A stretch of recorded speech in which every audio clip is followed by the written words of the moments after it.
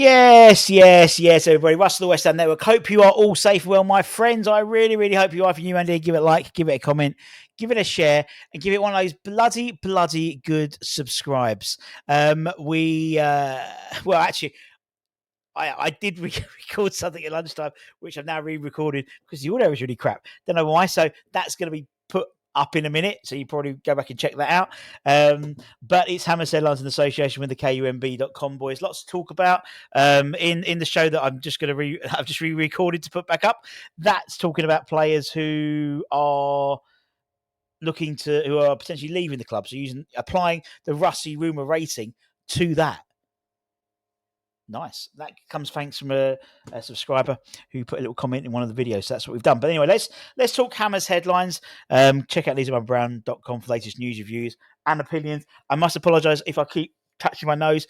Hay fever is rife in the Budden household at the moment, particularly with the fine weather we're having at the moment. So let's talk about some players we've been linked with who are probably never going to sign. Let's talk about Raul Bellanova, the Atalanta swashbuckling right back / right wing back. According to reports, West Ham are interested in a move for him alongside the likes of Aston Villa and Napoli as well. We've been linked to him before. I want to say when he was at Torino. I'm pretty sure he was at Torino. Maybe he's on loan at Torino. But we were linked with the 25-year-old Italian international back then. He's had a decent season for Atalanta this year. But we're not going to buy him. And I'll tell you why, because Atalanta have put a price tag of 40 million euros on his head. So not going to happen. I think if we look at getting we've only got one recognised senior right back / right wing back in Aaron Wan-Bissaka. We've got Emerson, possibly Ollie Scars. We talk about Emerson in the video that I've just pre-recorded about whether he could be moved on. So I don't know if we'd spend money on a starting fullback. If we did buy one, I would say it would be something around sort of, I don't know whether it's a young player or maybe someone like Carl Walker-Peters who could obviously operate both sides. I just can't see us spending that type of money on it, to be honest. So that's why I'm going to park this one. One maybe a little bit more credence is pursuit, according to Tutto Sports, for Juventus Portuguese 25-year-old centre-half Tiago Djalo. Great name. According to the report, he is subject of interest to West Ham. He is also of interest to Crystal Palace. He signed from Lille to Juventus in the summer, I think January 2024. He only played one game in the second half of that season for Serie, and then was loaned out to Porto for the 24-25 season. I think he made 17 appearances in all competitions, 2 goals, but apparently his stock is very high with a number of clubs interested in him, and the report notes West Ham and Crystal Palace as 2 potential destinations for him. Again, it all comes down to the dollar, doesn't it, really? Same with everything at the moment. But in terms of dollar, looks like we're not going to get any dollar from Waddy Johnson. Looks like he's not going to invest at West Ham.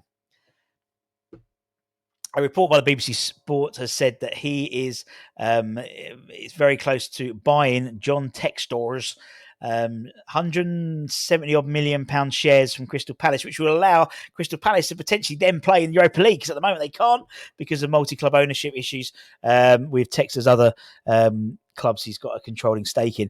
But Woody Johnson was one of the Johnson & Johnson founding family.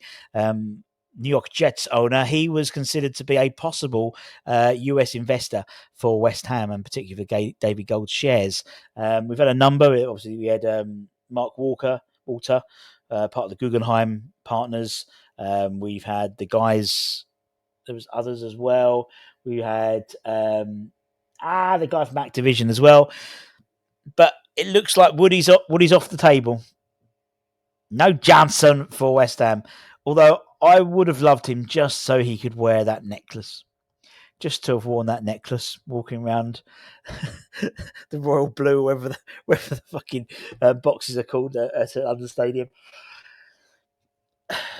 I mean, it goes without saying that we haven't found a buyer for these shares for David Gold. And I know there's a desire for a takeover, but at the moment I just can't see anyone putting their money where their mouth is at the moment. I get it, clearly a controlling stake of a minority stake of 25% isn't enough to encourage the likes of Willie Johnson or Turkish, the Saudi Arabian boxing guru, or any other sort of investment from a serious player. Yeah, I mean there is consideration potentially, if Trip Smith's 8.5 added, could he be part of a US consortium or Canadian consortium? Is what they were talking about. That would take it up to about 33%. Still not a controlling stake, but obviously would take over Daniel Krasinski's as the second highest. Then potentially maybe hoovering up the others, maybe even taking a percentage of Daniel Krasinski to get his controlling stake. I don't know, but it does seem like it's another one off the list, so to speak. Another one bites the dust for investment when it comes to West Ham. Where the next twist of this saga happens, I don't know. It's a bizarre one. It's like I can see why he would rather. I mean, obviously, Crystal Palace, they will be in Europe, so naturally there is a return on investment. I don't think I actually considered the pool of Europe not only on players but on investments as well. You look at some of the sides that are, I mean, say like CJ Egan-Riley, going to Marseille. If West Ham were in the Europa League, I think we'd have stood a much better chance of getting him than going to Marseille. That's a hell of a change for him. If it's a Strasbourg, I could have understood that because, there's Liam Rossini, there's also the Chelsea connection as well. But to go to Marseille, I know De Zerbi's there, but still, it's a bit of a change in culture. Fair play to the lad if that all goes through. But one person we won't be seeing in the West Ham dugout is Willie Johnson. Well, not in the dugout, in the boardroom. He has attended Crystal Palace games as well as part of this. He was looking at West Ham, but clearly Crystal Palace is the looks like, according to BBC Sport, the preferred destination. And that's it, my friends. Thank you very, very much for your time. If you're new around here, give it a like, give it a comment, give it a share, give it a subscribe, and don't forget to keep an eye on the channel. We've got on next. We've just finished the shirt for the Paolo Di Canio, our signed shirts. That's the next one is here, which we'll do from Monday next week. Mark Noble signed shirt, iconic Mark Noble shirt design when he did that picture. He signed it on the front as well. Usually they sign on the back, so you can't see the design on the front. So quite unusual, an actual signing on the front for once. But that'll be next week, and that a proportion of that proceeds will be going to the Ayrshire Cancer Support Trust, the Paolo Di Canio one, a donation we've made to the Iron Supporting Food Banks as well, so we sort of alternate. But anyway, that's it, my friends. Have a great rest of the day. Take care. See you later, motherfuckers.